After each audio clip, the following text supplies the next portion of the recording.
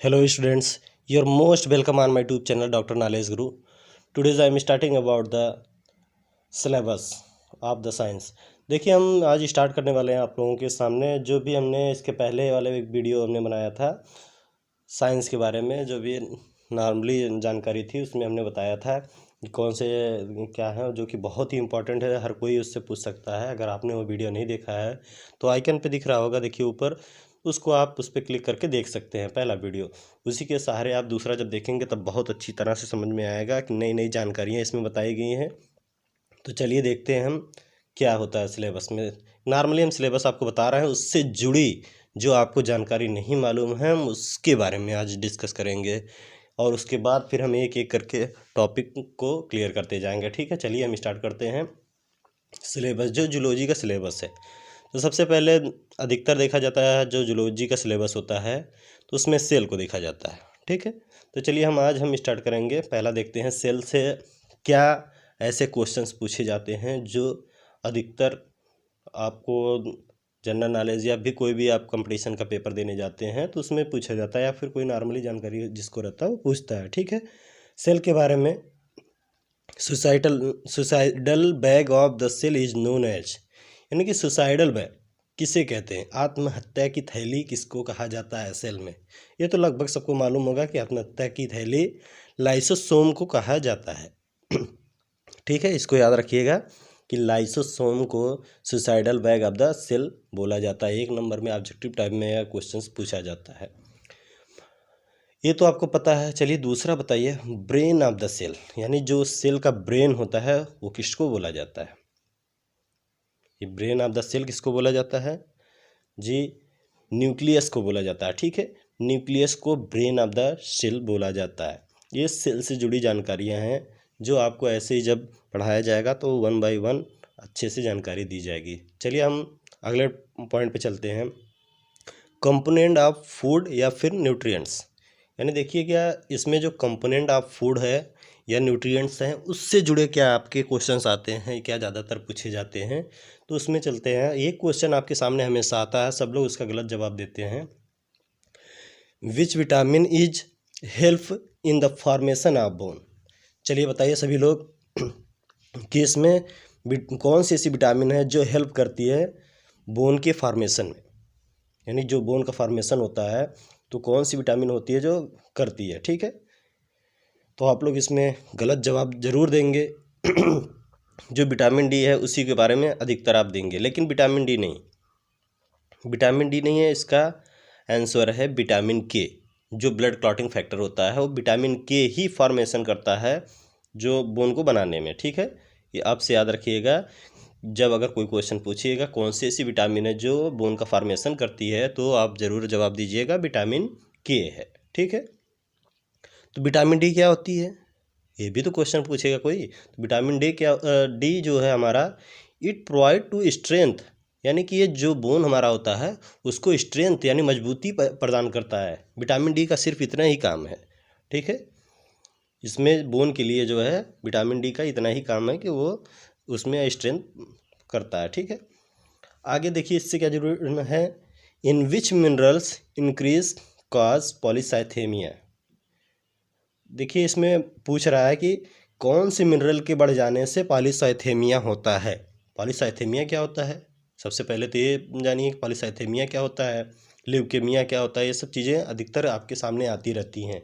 तो पॉलीसाइथेमिया वो होता है आपके शरीर में जो है रेड पैचेज, यानी कि चकत्ते की तरह लाल लाल चकत्ते दिखने लगते हैं, तो उसी को हम पॉलीसाइथेमिया कहते हैं। इसमें क्या होता है कि आयरन जो होता है हमारा वो वही मिनरल्स ज़्यादा मात्रा में बढ़ जाता है, यानी कि यार नॉर्मली हम कह सकते हैं इंक्रीज आरबीसी, यानी आरबीसी जो है बढ़ जाता है।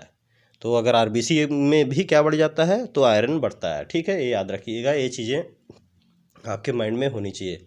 हमने एक वर्ड अभी बोला ल्यूकेमिया, क्या होता है, ल्यूकेमिया कुछ नहीं है, ल्यूकेमिया एक प्रकार का आपका कैंसर है। ठीक है, ल्यूकेमिया एक प्रकार का आपका कैंसर। चलिए, ये कंपोनेंट ऑफ फूड था, इससे रिलेटेड क्वेश्चंस ऐसे आते हैं। ब्लड से देखते हैं, ब्लड से रिलेटेड कौन से क्वेश्चंस ज़्यादातर आते हैं। इसमें पूछा जाता है which part of blood is known as soldier of our body, यानी कि कौन सा ऐसा जो है पार्ट, ब्लड का पार्ट है जिसमें वो सोल्जर की तरह यानी सैनिक की तरह काम करता है हमारी बॉडी को, यानी कि हमारे शरीर को बचाव करता है। जैसे बॉर्डर पे सेना हमारी रक्षा करते हैं, उसी तरह से हमारे शरीर में कौन सा ऐसा ब्लड का पार्ट है जो हमारी रक्षा करता है।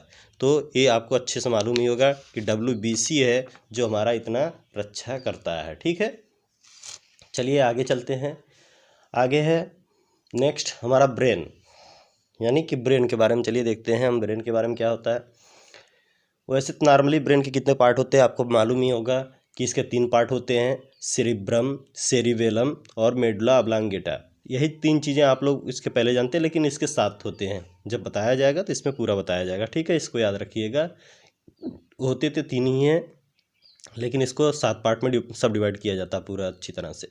ठीक है, अब चलिए इसमें से कौन कौन दारू पीता है, चलिए बताइए। इससे रिलेटेड क्वेश्चंस हैं आपके।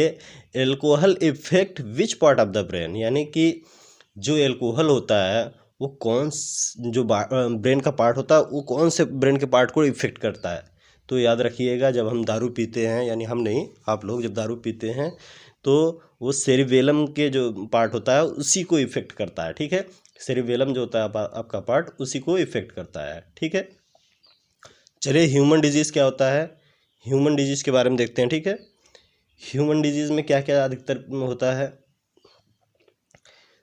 ह्यूमन डिजीज़ में अधिकतर सबके सामने सुना जाता होगा एड्स। एड्स क्या है, एड्स आपका क्या है, एक डिजीज़ है। ठीक है, ना कि कोई वायरस है। वायरस आपका HIV होता है। ठीक है, ह्यूमन इम्यूनो डिफिशिएंसी वायरस होता है। Ads acquired immuno deficiency syndromes होता है, यानी कि इसको हम कह सकते हैं एड्स को, AIDS are not a disease, it's a syndrome. यानी कि एड्स हमारा कोई भी डिजीज़ नहीं है, ये एक प्रकार का सिंड्रोम है। ठीक है, डू नॉट फिक्स, यानी इसका जो कोई भी एक सिम्टम नहीं होता है। यानी अगर आपको एड्स हो गया तो इसका कोई भी सिम्टम आपको नहीं मिलेगा। कभी बुखार, सर्दी, जुकाम, कभी कुछ ऐसे होता रहेगा। ठीक है, ये एड्स के सिम्टम्स होते हैं, यानी इसका कोई भी एक फिक्स सिम्टम नहीं होता है। और सबसे ज़्यादा देखिए मोस्ट इम्पॉर्टेंट है कि रॉयल डिजीज़ किसे कहते हैं, यानी जो बड़े बड़े लोग होते हैं वो रॉयल उनको बोलते हैं। तो रॉयल डिजीज़ किसको कहते हैं, तो रॉयल डिजीज़ के बारे में हम देखते हैं। ठीक है, रॉयल डिजीज़ में हीमोफीलिया, यानी सबसे ज़्यादा होता है कि हीमोफीलिया क्या है। ठीक है, नो ब्लड क्लॉट, यानी हीमोफीलिया किसको कहते हैं हम, जिसमें आपका ब्लड क्लॉट नहीं होता है। ठीक है, यानी कि आपके अंदर या तो इंटरनली या फिर एक्सटर्नली अगर चोट लग जाती है, ब्लड क्लॉटिंग ब्लड निकलना चालू हो गया तो बंद नहीं होता है। ठीक है, इसी को हम हीमोफीलिया कहते हैं। ये सबसे पहले किसमें देखा गया था, क्वीन एलिजाबेथ फर्स्ट टाइम, यानी जो रानी थी उनका नाम था एलिजाबेथ, उनमें सबसे पहली बार जो है देखा गया था। ठीक है, हीमोफीलिया को, इसी को हम रॉयल डिजीज़ के नाम से भी जानते हैं। चलिए आगे नेक्स्ट है स्केलेटन सिस्टम, यानी कि स्केलेटन सिस्टम्स के बारे में हम देखते हैं, उससे जुड़े क्या क्वेश्चंस पूछे जाते हैं। इसमें ज़्यादातर आपके पूछे जाने वाले क्वेश्चन जो होते हैं कि 1 नंबर में लार्जेस्ट बोन कौन सी होती है, तो आपको पता ही है फीमर है। और स्मॉलेस्ट बोन कौन सी है, वो आपको पता ही है स्टेपीज होती है। लेकिन एक चीज़ और इसमें ज़्यादातर कोई पूछ सकता है कि weakest bone of our body, यानी जो सबसे वीक बोन होती है, कमज़ोर बोन होती है, वो कौन सी होती है, वो होती है हमारी क्लेविकल बोन। ठीक है, क्लेविकल बोन याद रखिएगा कि क्लेविकल बोन जो है सबसे वीकेस्ट बोन होती है, यानी सबसे कमज़ोर बोन जो होती है हमारी क्लेविकल बोन होती है, जिसको हम ब्यूटी बोन या फिर कॉलर बोन के नाम से भी जानते हैं। ठीक है, आगे चलिए देखते हैं रिस्पायरेशन का आता है। रिस्पायरेशन में आपका एक एरोबिक रिस्पायरेशन होता है और एक अनएरोबिक होता है। एरोबिक में आपका ऑक्सीजन जो है प्रेजेंट होता है, अनएरोबिक में आपका ऑक्सीजन अब्सेंट होता है। याद रखिएगा, अनएरोबिक रिस्पायरेशन में ऑक्सीजन अब्सेंट होता है। तो चलिए हम एक क्वेश्चन इसमें पूछते हैं, in which part of the cell anaerobic respiration present, यानी कि कौन से जो सेल होता है जिसमें अनएरोबिक रिस्पायरेशन पाया जाता है। इसको ध्यान रखिएगा कि आपको 1 नंबर में पूछा जाने वाला क्वेश्चन है कि कौन सा ऐसा पार्ट हो जिसमें अनएरोबिक रिस्पायरेशन होता है, तो वो है हमारा साइटोप्लाज्म। याद रखिएगा आज से कि साइटोप्लाज्म ही एक ऐसा है जिसमें आपका अनएरोबिक यानी कि ऑक्सीजन प्रेजेंट नहीं होता है, उसमें यही रिस्पायरेशन पाया जाता है।